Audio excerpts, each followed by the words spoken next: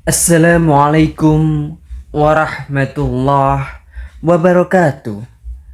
Sahabat muslim yang beriman, Wahabi adalah suatu istilah yang diidentikan pada suatu gerakan Islam politik yang berdiri di kawasan Najd di semenanjung Jazirah Arab pada akhir abad ke-12 Hijriah atau ke abad 18 Masehi yang diprakarsai oleh Muhammad bin Abdul Wahhab tahun 1703 sampai 1792 dan Muhammad bin Saud wafat pada tahun 1765 Masehi. Pembahasan mengenai sejarah lengkap Wahabi dapat teman-teman lihat di video-video sebelumnya. Kali ini saya akan membahas mengenai asal-usul nama gerakan Wahabi itu sendiri. Kalangan penganut aliran Wahabi tidak mau menyebut dirinya sebagai Wahabi. Mereka lebih senang menyebut dirinya dengan beberapa nama lain, yaitu Salafi, Salafiyah, Ansor As-Sunnah, Ansor At-Tauhid, Jamaah At-Takfir wal Hijrah, Jam'iyah An-Nur wal Iman, dan lain sebagainya. Walaupun sebagian besar pengikut Wahabi di Indonesia tidak mau menyebut dirinya sebagai Wahabi, namun pada dasarnya penamaan tersebut awalnya berasal dari diri mereka sendiri. Salah seorang pemuka Wahabi di Qatar bernama Ahmad bin Hajar al-Butami bin Ali menulis buku dengan judul As-Syekh Muhammad ibn Abdul Wahhab, Aqidatuh As-Salafiyah wa Da'watu Al-Islamiyah. Buku ini diedit dan disebarluaskan oleh pemuka Wahabi lainnya, yaitu Abdul Aziz bin Abdullah bin Bas. Dicetak pada tahun 1393 Hijriah. Penerbit Syarikat Matabi Al-Jazirah. Pada halaman 105, ia menulis, "Ketika aku bertemu dengan orang-orang Wahabi di Mekah, bin Bas sendiri tidak keberatan dengan sebutan Wahabi. Dalam kitab Fatwa Nur ala Al-Dar pada pertanyaan yang keenam." Artinya, pertanyaan keenam ini, seseorang bertanya kepada Syekh, sebagian manusia menamakan ulama-ulama di Arab Saudi dengan nama Wahabi atau Wahabiyah. Adakah engkau ridho dengan nama tersebut? Dan apa jawaban untuk mereka yang menamakan engkau dengan nama tersebut? Jawabannya adalah penamaan tersebut masyhur untuk ulama tauhid, yakni ulama Najd. Mereka menisbahkan para ulama tersebut kepada Syekh Muhammad ibnu Abdul Wahhab. Nama itu Wahabiyah adalah panggilan yang sangat mulia dan sangat agung.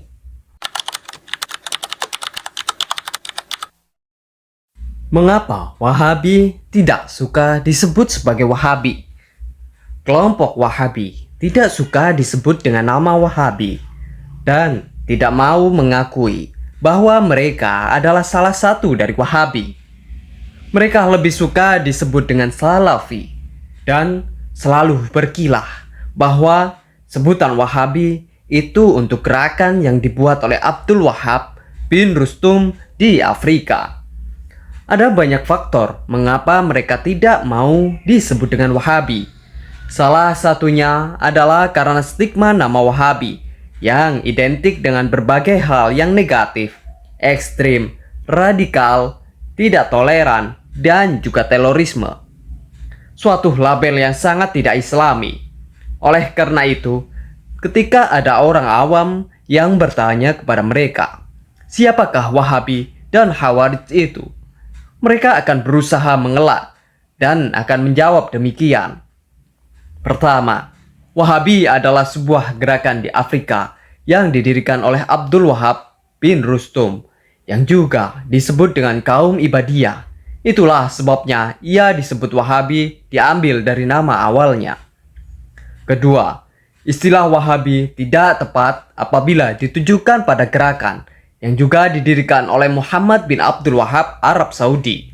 Seandainya ini yang dimaksud, tentu nama gerakannya bukan Wahabi, tapi Muhammadi. Ketiga, julukan Neo Khawarij lebih tepat ditujukan pada gerakan Abdul Wahab bin Rustum. Sedangkan gerakan Muhammad bin Abdul Wahab lebih tepat disebut gerakan Salafi Sunni. Keempat, karena itu label Neo Khawarij itu ditujukan pada gerakan Wahabi buatan Abdul Wahab bin Rustum, bukan Wahabi buatan Muhammad bin Abdul Wahab.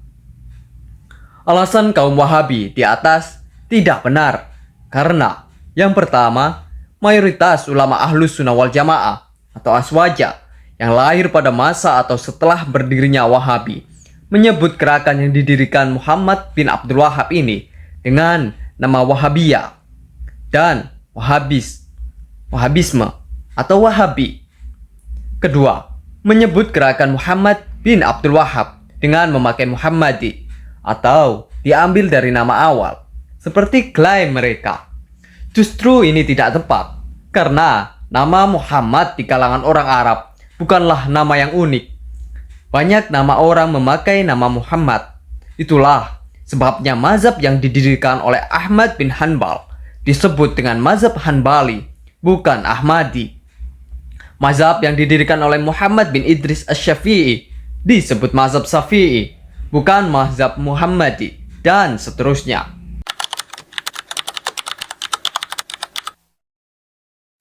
Inilah cara dari faham Wahabi disebarkan dengan beberapa cara, antara lain: yang pertama, memberikan beasiswa pada mahasiswa dalam dan juga luar negeri untuk belajar di berbagai universitas di negeri Arab, seperti Universitas Ummul Qura Makkah, Universitas Islam Madinah, dan beberapa universitas lainnya.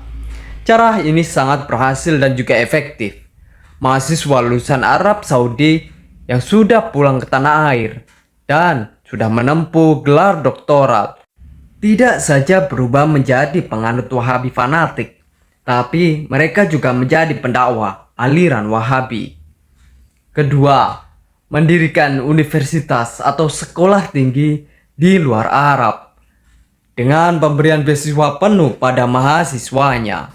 Ketiga, memberi dana bantuan pada sejumlah pesantren di Indonesia dengan syarat memasukkan faham-faham Wahabi dalam kurikulumnya.